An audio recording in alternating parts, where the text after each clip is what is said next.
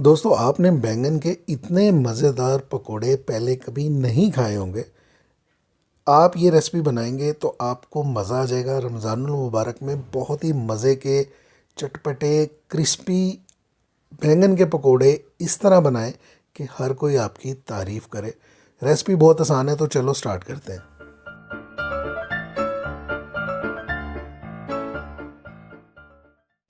बिस्मिल्लाहिर्रहमानिर्रहीम। अस्सलाम वालेकुम दोस्तों, मैं हूं आपका होस्ट, आपका दोस्त जुगनू जान, और आप देख रहे हैं जुगनू फूड। तमाम दोस्तों को जुगनू फूड में खुश आमदीद। दोस्तों हम बैंगन का पकोड़ा बनाएंगे बिल्कुल नए अंदाज में, बहुत ही मज़े का बनता है। हर किसी को पसंद आएगा। आप इसको एक बार ज़रूर ट्राई कीजिएगा। एक बैंगन लेंगे या जितने आपको बनाने हैं उसको इस तरह से इतनी मोटाई में कट कर लेंगे, तकरीबन 1.5 सूत्र के करीब जो मोटाई रखनी है ना, जो आपको स्क्रीन पे नज़र आ रहा है।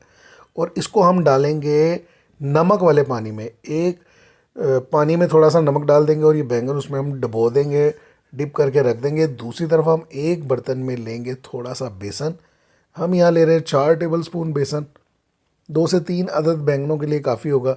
इसमें हम डालेंगे लाल मिर्च का पाउडर, कुटी हुई मिर्च डालेंगे। आप ही अपने टेस्ट के मुताबिक कम या ज़्यादा कर सकते हैं। कुटा हुआ धनिया डाल लेंगे इसमें। साथ ही हम डालेंगे इसमें ज़ीरा, पिसा हुआ ज़ीरा पाउडर इसमें शामिल कर देंगे। ये रेसिपी इतने मज़े की बनेगी कि आप हमेशा बैंगन के पकोड़े ऐसे ही बनाएंगे। और अब हम इसमें डालेंगे थोड़ी सी कसूरी मेथी और नमक डालेंगे इसमें थोड़ा सा, हम ½ टी स्पून के करीब नमक। आप ये सारे मसाले अपने टेस्ट के मुताबिक कम या ज़्यादा मिकदार में इस्तेमाल कर सकते हैं, आपके अपने ऊपर डिपेंड करता है। हल्दी भी थोड़ी सी शामिल कर लेंगे। तमाम मसालों को हम करेंगे बेसन के अंदर अच्छे तरीके से मिक्स। ये देखें, इस तरीके से सारे मसाले को मिक्स कर लेना है।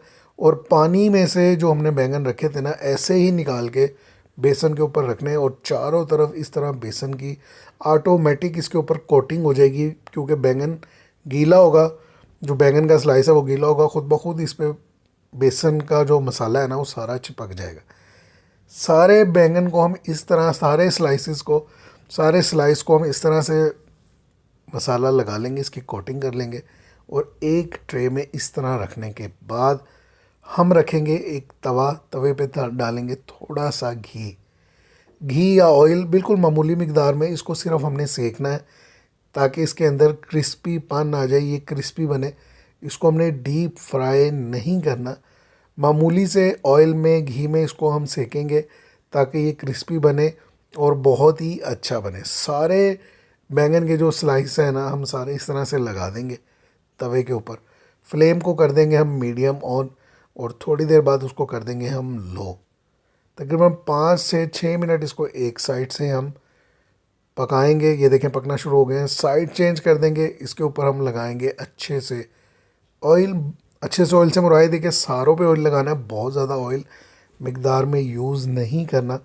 साइड चेंज कर देंगे। ये देखें एक साइड से मुकम्मल तौर पर सुर्ख हो चुके हैं, क्रिस्पी हो चुके हैं। जैसे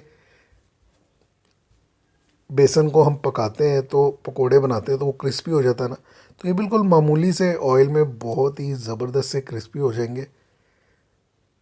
और अब हम इसको कर लेते हैं डिश आउट। इसको आप रायते के साथ खाएं या केचप के साथ खाएं, आपको मज़ा आ जाएगा। और आप रोज़ाना बैंगन के पकोड़े ऐसे ही बनाएंगे। शर्त ये कि आपने इसको एक बार ट्राई ज़रूर करना है और फिर मुझे बताना है कि आपको कैसे लगे।